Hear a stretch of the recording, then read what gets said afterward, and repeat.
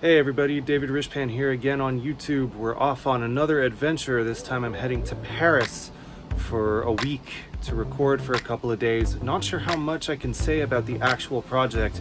We'll see as the week develops, but here we go. Well, flying is always an adventure. I was supposed to go through Toronto and that plane never showed up. So I called customer service and they very kindly rebooked me through Frankfurt with a connection in Frankfurt on a Lufthansa flight out to Paris. I should arrive, if I make that layover, if I make that connection, I should arrive basically at the same time I was supposed to arrive originally. So keep your fingers crossed for me and I'll update you from Frankfurt or Paris. Position for takeoff, thank you.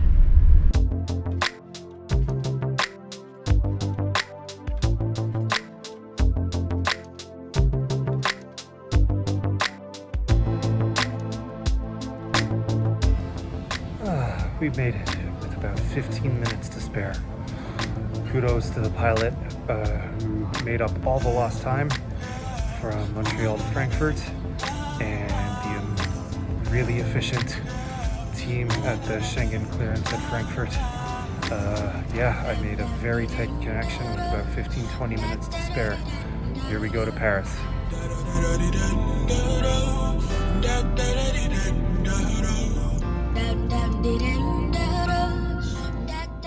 We made it to Paris, not without a couple of hiccups and a big adrenaline rush, but it worked out for the best and we're here.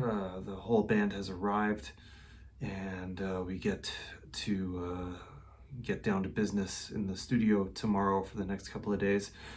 And I thought this would be a good moment to talk about 5 pieces of travel advice that I have learned over the course of my career, and especially in the past couple of years when I've been doing a lot of international travel with various different bands. I keep getting reminded of how useful these tips are, so I wanted to share all of these things with you. The first one, and the biggest one, is how I trick my body out of jet lag. And I did not invent this, I read this somewhere, but ever since I adopted this approach to traveling, it has definitely reduced how much jet lag I feel on a regular basis, and it cures whatever jet lag I do have really quickly. So the trick is, when you get to the airport, so 2-3 hours before your first flight, you are already thinking and behaving in the time zone you are landing in, your final destination's time zone. So I went from Montreal to Paris, which is a 6-hour time difference, and I arrived at the airport at 2 p.m. Montreal time, which is 8 p.m. Paris time. So when I got to the airport and I wanted something to eat, I ate something that would be like a dinner instead of eating, whatever I would normally eat for lunch. And I'm putting my body's metabolism and my nutritional circadian rhythm, if you want to call it that, already on the time zone I'm going to, well in advance of actually landing. And the same goes for when I try to sleep on the flight. I know a lot of people who have the great fortune of just passing out as soon as they sit down on the plane, which can be great, but can also work against you. You want to time the time that you're sleeping according to the time zone you're going to, right? So you want to sleep when people would normally be sleeping. You want to stay awake when people would normally be awake. And when you do that in transit, hopefully, ideally, by the time you land at your destination, your body is already most of the way into adapting to the new time zone. I have to do this again on my way back. I leave Paris on Friday of this week, and I'm going to Toronto to play shows with the artist Romel Ribeiro in Toronto and Ottawa. So I'm going back the 6 hours, and I have to play a show the same day, the same night that I land. So when I get to the airport here, when I get to Charles de Gaulle on what is Friday morning, it's really Thursday night still in Montreal. So in that case, I will try and sleep as soon as I get on the plane, and I may not eat until I land back home, because that's when I would have, a usual breakfast or whatever. So trying to trick your body as early as you can in your travel. The second tip is to get trackers for everything important. If you're on iPhone and Mac, that would be an AirTag. I think on Android and Samsung, they're called Galaxy tags. But get a little tracker for everything important that you have. The airlines lately have not been great with their luggage track records, and pickpocketing is also on the rise in Paris and everywhere, really.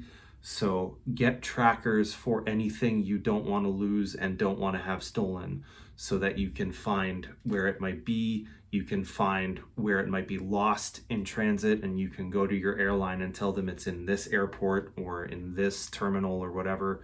I try to travel carry-on only anyway, but if I have to gate check my carry-on bag because it has an AirTag in it, I have a lot more peace of mind of giving it up to the baggage handlers.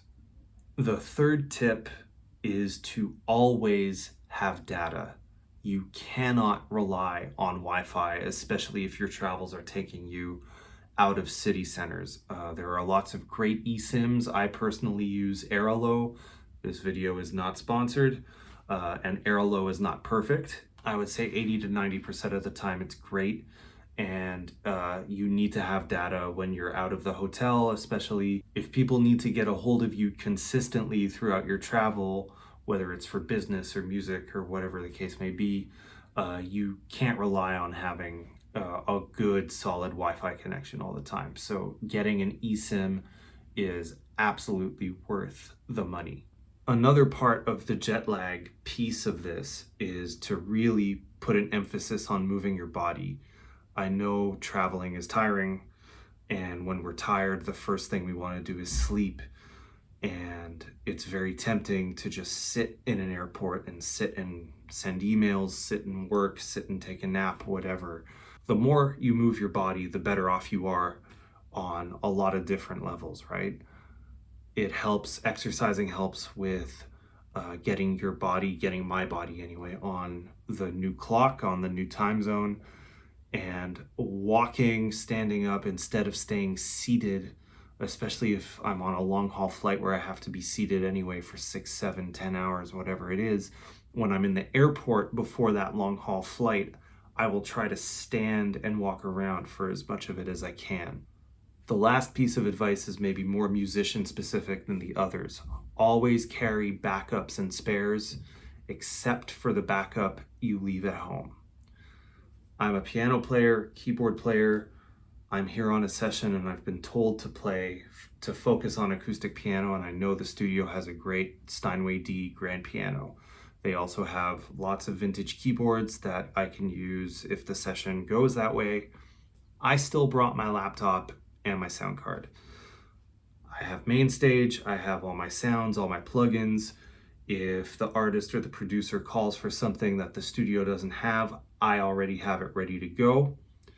If one of their vintage keyboards were to not be in the best repair, I have emulations that are about 70, 80, 90% as good, and it'll get us through the session and get the musical idea accomplished. I usually run USB controllers to control my MainStage session. I brought 2 USB cables and a MIDI cable, because if one of the USB cables goes bad, I can hook up a controller, any keyboard controller that has MIDI out, to send MIDI to my sound card, and we can continue the session. The backup I leave at home is a time machine backup that is up to date as of when I left. So that way, if my computer were to get stolen, like happened to me in 2022 on tour, or if my computer were to die or fall off something, or have some kind of catastrophic accident, I wouldn't lose all my work. I wouldn't lose all my session files. I wouldn't lose all the programming I've done for all the bands I'm in. That lives at home. I never travel with my Time Machine backup. You could back up into the cloud if you wanted to have it both ways, to have access to it on the road, but also have it stored somewhere else safely. But always back up your work, always save your work, and always have a backup somewhere that you are not traveling with. So those are my 5 pieces of advice for how to travel smart and efficiently, how to tour smart and efficiently. These pieces of advice come in handy all the time, and I've been reminded of how useful they've been over these past couple of years of pretty intensive travel. All right, that's it for now. Thanks for watching. I'll see you in the next video. Peace.